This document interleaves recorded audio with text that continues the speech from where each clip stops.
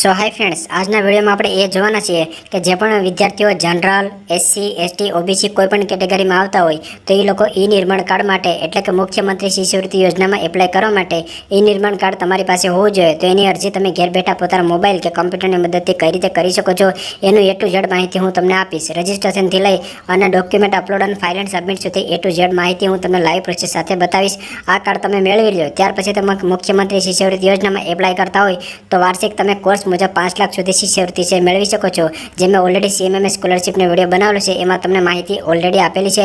આ વિડીયોમાં આપણે ફક્ત કાર્ડની એપ્લાય કઈ રીતે કરવાની છે એ જોઈશું. આ કાર્ડ માટે તમે ઓપનમાં એટલે કે જનરલમાં આવતા હોય, ઓબીસી, એસસી, એસટી કોઈ પણ કેટેગરીમાં આવતા હોય એ તમામ કેટેગરીના વિદ્યાર્થી ભાઈઓ બહેનો કે એના વાલી છે એપ્લાય કરી શકે છે. તો ચાલો મિત્રો આપણે વિડીયોના ટોપિક પર આવીએ. જો તમે ચેનલમાં નવા હોય તો ચેનલને સબસ્ક્રાઈબ કરી રાખજો અને ડેઈલી અગત્યના અપડેટ માટે હજુ સુધી ઇન્સ્ટાગ્રામમાં ફોલો ના કર્યા હોય તો ઇન્સ્ટાગ્રામમાં ફોલો કરી લેજો. એપ્લાય કરવા માટે સૌપ્રથમ અહીંયા તમે ગૂગલ ક્રોમ બ્રાઉઝર એમાં તમારે સર્ચ કરવાનું છે ઈ નિર્માણ કાર્ડ. તમે મોબાઈલમાં પણ એપ્લાય કરી શકો છો અને કોમ્પ્યુટરમાં પણ કરી શકો છો. હું મોબાઈલમાં સંપૂર્ણ પ્રોસેસ કરીને તમને બતાવીશ. ઈ નિર્માણ કાર્ડ તમે સર્ચ કરશો તમારી સમક્ષ ઓફિશિયલ વેબસાઇટ જોવા મળશે ઈ નિર્માણ BOCW.gujaratgovernment.in. એના પર તમારે ક્લિક કરવાનું રહેશે. એના પર ક્લિક કરશો એટલે ગુજરાત બિલ્ડિંગ અને અધર કન્સ્ટ્રક્શન વર્ક વેલફેર બોર્ડની ઓફિશિયલ વેબસાઇટમાં તમે પહોંચી જશો. આ વેબસાઇટની અંદર જ તમારે એ કાર્ડ માટેની એપ્લાય છે તે કરવાની રહેશે. પહેલેથી જ તમે રજિસ્ટ્રેશન કરેલું હોય તો યુઝર આઈડી, પાસવર્ડ અને કેપ્ચા નાખીને તમે લોગિન કરી શકો છો. પરંતુ કાર્ડ માટે તમે પ્રથમવાર જ એપ્લાય કરી રહ્યા હોય તો અહીંયા તમને જોવા મળશે પ્લી રજિસ્ટર હોય એના પર તમારે ક્લિક કરવાનું રહેશે. એના પર તમે ક્લિક કરશો એટલે આ પ્રકારનું જોવા મળશે. જે આપણે સમાજ કલ્યાણની યોજનાઓના ફોર્મ ભરતા હોય અથવા તો સમાજ કલ્યાણ હોસ્ટેલને લગતા ફોર્મ ભરતા હોય તો એમાં જે રીતે પ્રોસેસ થતી હોય એ મુજબની જ પ્રોસેસ આમાં સેમ તમને જોવા મળશે. તો રજિસ્ટ્રેશન ડિટેલમાં તમારું ફૂલ નેમ અહીંયા તમે ફિલઅપ કરશો. ફૂલ નેમ તમારું આધાર કાર્ડમાં જે મુજબ હોય એ મુજબ જ તમારે સેમ અહીંયા ફૂલ નેમ ફિલઅપ કરવાનું રહેશે. ત્યાર પછી જે પણ તમારો આધાર કાર્ડ નંબર હોય એ આધાર કાર્ડ નંબર તમારે અહીંયા ફિલઅપ કરી દેવાનો છે. જનરલમાં તમે મેલ કે ફિમેલ જે પણ લાગુ પડતો હોય એ સિલેક્ટ કરી લેશો. તમારી જે જન્મ તારીખ હોય એ જન્મ તારીખ અહીંયા કેલેન્ડર ઓપન થશે એમાંથી જન્મ તારીખ તમે સિલેક્ટ કરી લેશો. તમારો મોબાઈલ નંબર હોય એ મોબાઈલ નંબર વેલિડ હોય એ તમારે અહીંયા ફિલઅપ કરી દેવો. મોબાઈલ નંબર તમારો વેલિડ હોય એ જ ફિલઅપ કરજો કારણ કે આગળ તમને જે પણ તમારા રજિસ્ટ્રેશન નંબર છે એ તમને એમાં મોકલવામાં આવશે. ઈમેલ આઈડી છે તમારે અહીંયા ફિલઅપ કરી દેવી. અહીંયા પાસવર્ડ તમારે બનાવવાનો છે જે એકવાર તમારે ફિલઅપ કરવાનો છે અને બીજી વાર તમારે કન્ફર્મ કરવાનો રહેશે. પાસવર્ડ તમારો મનગમતો તમે બનાવી શકો છો. ત્યાર પછી નીચે તમને યુઝર ટાઈપ જોવા મળશે એના પર તમે ક્લિક કરશો તો અહીંયા તમને કન્સ્ટ્રક્શન વર્કર જોવા મળશે એના પર તમારે ક્લિક કરવાનું છે. અહીંયા કન્સ્ટ્રક્શન વર્કર જોવા મળે તો એ વિચારીને તમારે એવું વિચારવાનું નથી કે ફક્ત કન્સ્ટ્રક્શન વર્કર માટે છે. જ્યારે આગળ હું તમને કાર્ડ માટે એપ્લાય કરીને બતાવીશ ત્યાં ઘણી બધી ફેકલ્ટી ખુલશે એટલે કે ઘણા બધા વ્યવસાય ખુલશે. એમાંથી તમારો જે પણ લાગુ પડતો વ્યવસાય હોય તમે સિલેક્ટ કરી શકો છો. ઘણા બધા વિદ્યાર્થીના અને લોકોના મને ઇન્સ્ટાગ્રામમાં પ્રશ્નો આવતા હોય છે કે સર ખાલી કન્સ્ટ્રક્શન વર્કર માટે જ છે. સ્ટાર્ટિંગમાં અહીંયા ફક્ત કન્સ્ટ્રક્શન વર્કર જ આવશે, બાકી અંદર જશે એટલે જે પણ વ્યવસાય છે તમારો વ્યવસાય છે તે ખુલી જશે. તો અહીંયાથી તમારે કોન્ટ્રાક્ટ વર્કર છે સિલેક્ટ કરી લેવાનું છે. ત્યાર પછી કેપ્ચા જોઈ શકો છો એ કેપ્ચા તમારે અહીંયા ફિલઅપ કરીને રજિસ્ટર જોવા મળશે એના પર તમારે ક્લિક કરી દેવું. ક્લિક કરશો એટલે આ પ્રકારની ડિસ્પ્લે તમને જોવા મળશે. એના પર ક્લિક કરી દેશો ત્યાર પછી ડિસ્પ્લે પર જ તમને રજિસ્ટ્રેશન નંબર છે એટલે યુઝર આઈડી છે તે જોવા મળશે અને તમારા મોબાઈલ નંબરમાં પણ યુઝર આઈડી અને પાસવર્ડ છે તે મોકલી દેવામાં આવશે. લોગિન કર્યા પછી તમારે પહેલા પ્રોફાઇલને અપડેટ કરવી પડશે. જેવી રીતે આપણે સમાજ કલ્યાણની વેબસાઇટમાં અપડેટ કરીએ છીએ કે ડિજિટલ ગુજરાત પોર્ટલમાં અપડેટ કરીએ છીએ સેમ એવી જ રીતે તમારે ઈ નિર્માણ કાર્ડ માટે પણ તમારે પ્રોફાઇલને અપડેટ છે કરવી પડશે. તો અહીંયા જે પણ અરજદારનું પૂરેપૂરું નામ હશે ઓટોમેટિક આવી જશે જેમાં તમે સુધારો નહીં કરી શકો. ત્યાર પછી અહીંયા રાઈટ સાઈડમાં તમને જોવા મળશે એમાં તમારે ગુજરાતીમાં તમારે પૂરેપૂરું નામ છે લખવાનું છે.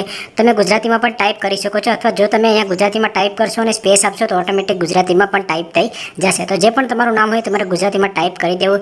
તમારે જે પિતાનું નામ હોય છે એ તમારે મેન્યુઅલી ફિલઅપ કરવાનું રહેશે. ત્યાર પછી અહીંયા તમારા પિતાનું પૂરેપૂરું નામ તમારે ફિલઅપ કરી દેવું. ત્યાર પછી નીચે અહીંયા પુરુષ કે સ્ત્રી તો જે તમે પહેલાં સિલેક્ટ કરેલો છે તમને ઓટોમેટિક જ જોવા મળશે. અરજદારની જન્મ તારીખ છે તમે પહેલાં જે સિલેક્ટ કરીએ છીએ એ પણ તમને ઓટોમેટિક જ જોવા મળશે. તમારો ઉંમરનો ક્રાઇટેરિયા છે એ પણ અહીંયા તમને ઓટોમેટિક જોવા મળશે. તમારો મોબાઈલ નંબર અને ઈમેલ આઈડી તમે જે નાખેલા છે એ પણ અહીંયા તમને જોવા મળશે. તમારો આધાર કાર્ડ નંબર છે અહીંયા તમને જોવા મળશે. ત્યાર પછી નીચે આવશો તો અહીંયા તમારે હાલનું સરનામું અને કાયમી સરનામું બંને ફિલઅપ કરવાનું છે. તમે હાલનું અને કાયમી સરનામું બંને અલગ અલગ હોય તો અલગ અલગ ફિલઅપ કરી શકો છો અને બંને સેમ હોય તો તમે કોપી પણ કરી શકો છો. તો પહેલાં તમે રાજ્યનું નામ સિલેક્ટ કરવાનું છે. રાજ્યનું નામ ગુજરાત આવશે. ત્યાર પછી જિલ્લામાંથી તમારો જે પણ જિલ્લો હોય એ તમે સિલેક્ટ કરી લેશો. તાલુકાનું નામ જોવા મળશે એમાંથી તમારું જે તાલુકા આવતો હશે એ જિલ્લા મુજબ ઓટોમેટિક હશે એમાં તમે સિલેક્ટ કરી લેશો. તમારે જે ગામનું નામ હશે એ તમારા ગામનું નામ આમાંથી તમારે સિલેક્ટ કરી લેવાનું રહેશે. અરજદારનું સરનામું પૂરેપૂરું તમારે અહીંયા ફિલઅપ કરી લેવું. ત્યાર પછી અરજદારનું સરનામું ગુજરાતીમાં તમારે અહીંયા ફિલઅપ કરી દેવું. ત્યાર પછી તમારો જે વેલિડ પિનકોડ હોય એ તમે અહીંયા ફિલઅપ કરી દેશો. હાલનું સરનામું કાયમી સરનામું બંને સેમ સેમ હોય તો અહીંયા તમને ઉપર મુજબ જોવા મળશે, એના પર ટિક કરશો એટલે બંને કોપી થઈ જશે. અહીંયા તમને અરજદારનો ફોટો જોવા મળશે, ત્યાં તમારે ફોટો અપલોડ કરી લેવાનો છે. ફોટો અપલોડ ફરજિયાત કરવાનો રહેશે, નહીંતર આગળ તમારી પ્રોસેસ થશે નહીં. તો તમામ પ્રોસેસ કર્યા પછી નીચે સેવ એન્ડ નેક્સ્ટ જોવા મળશે, એના પર તમારે ક્લિક કરી દેવાનું રહેશે, એટલે તમારી પ્રોફાઇલ છે અપડેટ થઈ જશે. તમારી પ્રોફાઇલ અપડેટ થઈ જશે ત્યાર પછી આ પ્રકારના બે ઓપ્શન તમને જોવા મળે. તો લેફ્ટ સાઈડમાં તમને જોવા મળશે બાંધકામ શ્રમયોગી તરીકે નોંધણી ફોર્મ, એના પર તમારે ક્લિક કરવાનું રહેશે. એના પર તમે ક્લિક કરશો એટલે તમારી સમક્ષ 5 ઓપ્શન જોવા મળશે. એક વ્યક્તિગત માહિતી, અરજીની વિગતો, અનુભવની વિગતો, ડોક્યુમેન્ટની વિગતો, નિયમો અને શરતો. તો ઓલરેડી મેં 4 સ્ટેપ પૂરા કરેલા છે, પરંતુ તમને લોકોને સમજાય એના માટે હું તમને પહેલેથી બતાવીશ. તો પહેલી તમને વ્યક્તિગત માહિતી જોવા મળશે, ઓલરેડી ફિલઅપ કરેલી હશે, એટલે નીચે આવ્યા પછી તમારે સેવ એન્ડ નેક્સ્ટ કરી દેવાનું છે, કારણ કે આપણે રજિસ્ટ્રેશન સમયે એ ફિલઅપ કરેલી હશે. ત્યાર પછી તમને અરજીની વિગતો જોવા મળશે. તો અરજીની વિગતોમાં અહીંયા મેં તમને પહેલાં કીધું હતું કે કન્સ્ટ્રક્શન વર્કર જોઈને તમારે ડરી જવાની જરૂરત નથી. તો મજૂરનો પ્રકાર જોવા મળશે, એના પર તમે ક્લિક કરશો તો તમામ પ્રકારના જે વ્યવસાય છે તમારી સમજ ખુલી જશે, જેમ કે લુહાર, સુથાર, કન્સ્ટ્રક્શન, ફર્નિચર, વોટર હાર્વેસ્ટિંગનું બાંધકામ હોય, ચણતર કામ હોય, પોલિશિંગનું કામ હોય, ગટર એન્ડ પ્લમ્બિંગ કામ હોય, ઇલેક્ટ્રિશિયનનું કામ હોય, ઇલેક્ટ્રિશિયન હોય, ગ્રીલ, બારી, દરવાજા, ફેબ્રિકેશન, ઇન્સ્ટોલેશન કરતા હોય, ફાયર ફાઇટિંગ સિસ્ટમ હોય, રસોડામાં મોડ્યુલર કિચન બેસાડવા બનતા હોય, શણકારના પાયાના ખોદકામ હોય, હીટિંગને લગતું હોય, ગ્લાસ પેનલનું કામકાજ હોય, ચણતરનું ગમે વ્યક્તિ કામ કરતા હોય, માર્બલ ટાઇલ ફિટિંગનું કામ કરતા હોય, કડિયા હોય, મનરેગામાં હોય, અન્ય હોય, પ્લમ્બરનું કામ હોય, ધાબા ભરવાનું કામ કરતા હોય, કટિંગનું કામ કરતા હોય, ટાઇલ્સ જે ઘસાઈનું કામ કરતા હોય, મતલબ કન્સ્ટ્રક્શનને લગતું કોઈ પણ કામ કરતા હોય, ચૂનો લગાડવાનું કામ કરતા હોય, વાયરમેનનું હોય, જે કોઈ પણ લાગુ પડતું હોય એ તમારે આમાંથી સિલેક્ટ કરી લેવાનું રહેશે. એ સિલેક્ટ કર્યા પછી વારસદારનું તમારે અહીંયા નામ લખવાનું છે. પહેલાં તમે ઇંગ્લિશમાં લખશો, ત્યાર પછી અહીંયા ગુજરાતીમાં ઓટોમેટિક આવી જશે. ઓટોમેટિક ના આવે તો તમે મેન્યુઅલી પણ ફિલ કરી શકો છો. વ્યવસ્થાદાર સાથેનો શું સંબંધ છે, જે પણ લાગુ પડતો હોય, માતા પિતા, દીકરો દીકરી, ભાઈ બહેન, જે પણ લાગુ પડતું હોય તમારે સિલેક્ટ કરી લેવાનું રહેશે. ત્યાર પછી સ્થળાંતર છે કે નહીં, એટલે કે તમે તમારું જે એડ્રેસ છે સ્થળાંતર છે કે એક જ જગ્યાએ રહો છો. જો સ્થળાંતર હોય તો હા કરજો, નહીં તો તમે ના કરી દેશો. તમારા અભ્યાસની જે પણ વિગતો હોય, 10 pass, 12 pass, graduation, under graduation કે અન્ય જે પણ લાગુ પડતું હોય એ તમારે આમાંથી સિલેક્ટ કરી દેવું. જો તમારો અભ્યાસ જ ના કરેલો હોય તો તમે અભણ પણ સિલેક્ટ કરી શકો છો. વાર્ષિક આવક તમારી જે પણ થતી હોય તમારે અહીંયા ફિલઅપ કરી દેવાની છે. તમારી પાસે શ્રમિક કાર્ડ માટે લાલ ચોપડી હોય તો યસ કરશો, બાકી તમારે નો કરી દેવાનું રહેશે. ત્યાર પછી નીચે તમને યુવિન કાર્ડની માહિતી પૂછશે. જો તમારી પાસે યુવિન કાર્ડ હોય તો તમે યસ કરશો, યસ કરશો તો માહિતી નાખવાની આવશે, નો કરી દેશો તો માહિતી નહીં નાખવાની આવશે. જો તમારી પાસે યુવિન કાર્ડ હોય તો તમારે યસ કરી દેવું, જો ના હોય તો તમે નો કરી દેશો. ત્યાર પછી તમારી પાસે બીપીએલ કાર્ડ હોય તો એની માહિતી તમારે ફિલઅપ કરવાની રહેશે, જેમ કે રેશન કાર્ડ છે એનો નંબર તમારે નાખવાનો રહેશે. ત્યાર પછી નીચે ચૂંટણી કાર્ડની માહિતી નાખવાની છે, તેમાં ચૂંટણી કાર્ડનો નંબર તમારો નાખી દેશો. જો તમારી પાસે મનરેગા હોય તેનો જોબ કાર્ડ નંબર તમારે અહીંયા નાખવાનો રહેશે. નીચે તમારી બેંકની વિગતો છે, માહિતી છે, ફરજિયાત નાખવાની છે. તો બેંકનું નામ ફિલઅપ કરશો, એની શાખાનું નામ એટલે બ્રાન્ચનું નામ, આઈએફએસસી કોડ ફિલઅપ કરશો અને બેંક એકાઉન્ટ નંબર છે તમારે અહીંયા ફિલઅપ કરી દેવી. ત્યાર પછી નીચે આવે અહીંયા તમે કુટુંબના સભ્યોની વિગતો. તો જે પણ તમે જેનું ફોર્મ ફિલઅપ કરતા હોય એનું રેશન કાર્ડમાં નામ હોય તો રેશન કાર્ડમાં જેટલા પણ નામ છે તમામનું નામ તમારે અહીંયા ફિલઅપ કરવાનું રહેશે. જે ડિસ્પ્લે પર હું ડેમો તરીકે બતાવું છું એ મુજબ તમારે સંપૂર્ણ નામ છે ફિલઅપ કરવાના રહેશે. તો પહેલાં તમારે નામ ફિલઅપ કરવાનું છે, એની સાથેનો સંબંધ ફિલઅપ કરવાનો છે, એને જેનું તમે ફિલઅપ કરો છો એનું જન્મ તારીખ નાખવાની છે, એનો આધાર કાર્ડ નંબર નાખવાનો છે, એનો અભ્યાસ નાખવાનો છે, વ્યવસાય શું છે એ નાખવાનો છે, અને ત્યાર પછી તમે એડ કરી દેવાનું છે. એમ કરીને જેટલા પણ તમારા રેશન કાર્ડમાં નામ હોય એ તમામ ફરજિયાતપણે તમારે સ્ટેપ બાય સ્ટેપ માહિતી છે નાખી દેવાની છે. એ માહિતી નાખ્યા પછી નીચે તમે સેવ એન્ડ નેક્સ્ટનું બટન જોવા મળશે, એના પર તમારે ક્લિક કરી દેવાનું રહેશે. સેવ એન્ડ નેક્સ્ટના બટન પર ક્લિક કર્યા પછી હવે અનુભવની વિગતો છે તમારી સમક્ષ પૂછશે. તો તમે જે કામ શ્રમિક તરીકે કામનો અનુભવ છે તમારે દર્શાવવાનો છે. તો અહીંયા તમને 90 દિવસ દેખાડશે, 1 થી 2 વર્ષ, 2 થી 3, 3 થી 5, 5 વર્ષથી વધારે. તો જેટલા પણ તમારે લાગુ પડતું હોય એટલા તમારે અહીંથી સિલેક્ટ કરી લેવાનું રહેશે.